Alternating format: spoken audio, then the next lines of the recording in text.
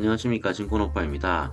3일간의 달콤한 연휴가 끝나고 일상으로 복귀를 했는데 피로가 아직 풀리지 않는 것 같습니다. 가정의 달 이런저런 행사가 많아서 다들 바쁘시겠지만 공모주를 포함하여 카드테크 등 조금만 부지런하면 소소한 수익 챙길 수 있는 것들은 빠지지 말고 체크할 필요성이 있습니다. 따라서 오늘은 28일에 청약 진행하는 SOS랩 공모주 일정과 회사 개요에 대해 살펴볼까 합니다. 오늘 코치과 SK증권 제12호 스펙이 상장하는데 최근 공모주 시장 분위기가 영 좋지 않아서 당분간은 다소 선별해서 청약 진행하는 게 좋을 것 같습니다. 그럼 라이다 개발 및 제조기업 SOS랩 내용 시작해 보겠습니다.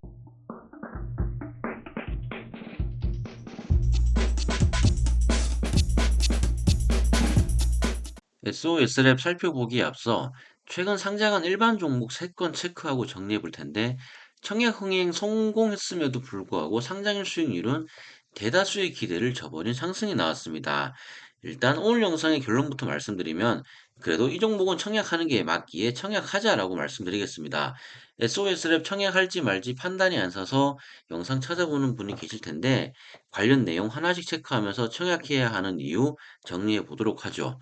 9조 5천억 증거금이 몰린 제일 M&S, 7조가 몰린 D&D 파마텍, 6조가 몰린 민테크까지 이 정도 수익률을 받으려고 균등 추천각, 비례 배정을 받기 위해 금액 투입한 게 아닌데 아무튼 오늘 상장한 코칩이 어떤 흐름을 보일지 종가까지 지켜봐야겠지만 만약 앞서 상장한 세 종목과 비슷한 흐름을 보인다면 내일 HD 현대마린 솔루션 역시 같은 흐름 보일 가능성 농후해 보입니다.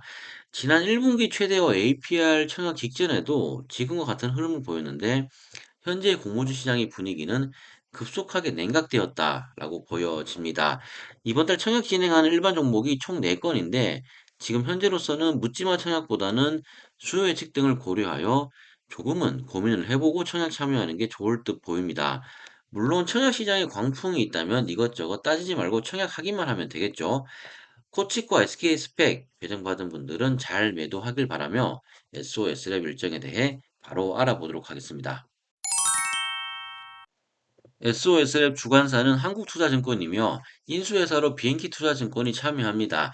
물량은 당연히 한투가 많기에 참고하시면 되겠고요. 수요 예측은 5월 20일부터 24일까지 진행됩니다. 아직 시간이 꽤 많이 남아있기에 대략적인 청약 일정과 회사 개요만 체크하면 될 것 같고 수요 예측과 확정 공모가 나오면 고정 댓글로 남겨놓도록 하겠습니다. 총 공모 주식수는 200만 주로 100% 신주 발행합니다. 특이하게 이번 달 청약 진행하는 종목 중 신주 100%로 발행한 종목이 꽤 많습니다. 하스, ICTK도 100% 신주로 모집하는데 뭐 이 부분 참고하시면 되겠고요. 아 참, 그리고 오늘 두 개 종목 상장과 더불어 방금 말씀드린 ICTK 공모주가 내일까지 청약 진행합니다.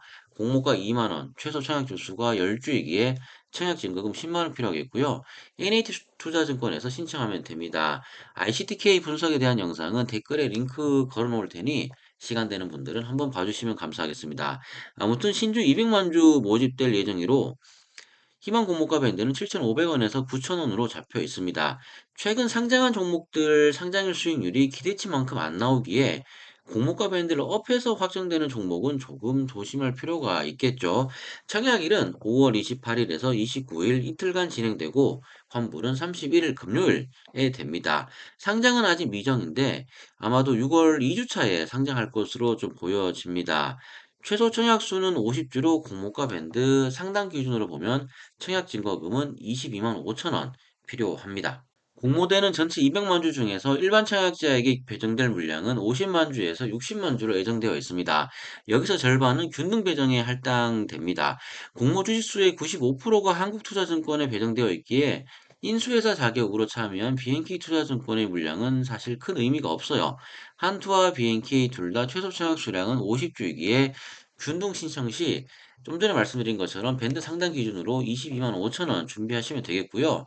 한투의 배정 물량 한도를 보면 준우대 등급은 최대 19,000주, 우대 고객은 38,000주, 최고 우대 고객은 57,000주, 즉 300%까지 가능하고 온라인 전용 고객의 경우 최대 9,500주까지 가능합니다.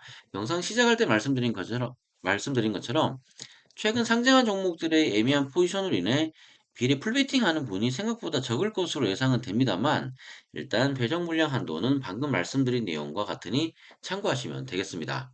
SOS랩 공모가 산정을 위해 피어 그룹으로 i3 시스템, 코인테크, 토비스, 퓨런티어 4개 종목을 선정했는데 스몰캡 종목의 공모가 산정 때마다 적정 공모가인지의 논란은 항상 있었습니다.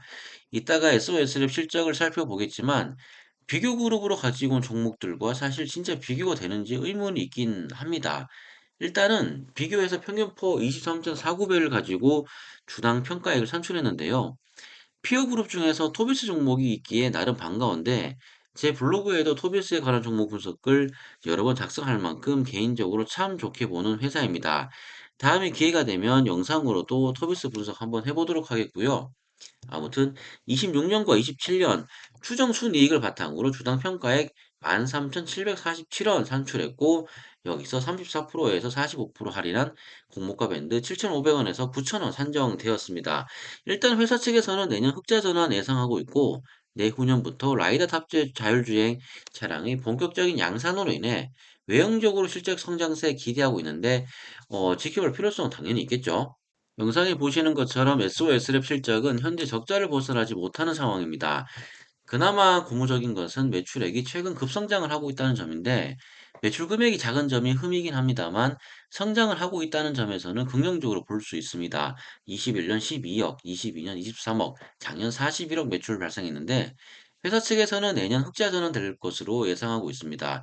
공모가 밴드 산정을 위해 26년과 27년 추정 순이익을 근거로 이걸 가지고 온 이유는 현재 SOS랩의 주된 매출처는 인프라 사업부의 산업 안전과 보안 파트인데 라이더 탑재 예정 차종들이 26년부터 본격 양산되어 27년 최대 생산량 기록할 것으로 사측에서는 전망하고 있습니다.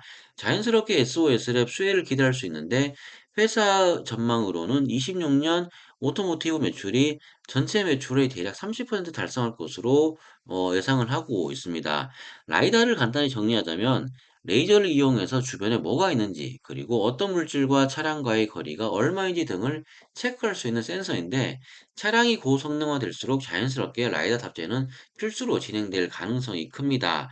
회사의 예상치가 터무니없다고 볼 수 없는 근거인데, 먼저 내년 흑자 전환 여부부터 체크하는 게 좋겠죠. 그리고 아울러 상장일 유통 가능 물량은 27.9%로 평범합니다. 이 종목의 경우 환매 청구권이 따로 부여되지 않았다는 점 역시 체크하면 되는데 오늘 영상 내용 간단히 정리하자면 최근 공모주 시장 분위기가 냉각되면서 큰 자금이 몰리는 종목조차 실망스러운 수익률이 나오고 있기에 당분간은 선별해서 청약할 필요성이 있다라고 말씀드리겠습니다. SOS랩의 경우 수요 예측과 확정 공모가 지켜봐야겠지만은 일단 영위하는 산업 트렌드가 괜찮습니다. SOS랩이 비록 적자 회사이지만 실적 나오는 노브랜드와는 차별성이 있다고 볼 수 있겠고 규모가 작다는 점에서 뜬금없는 상승세 기대할 수 있는 대목도 있습니다.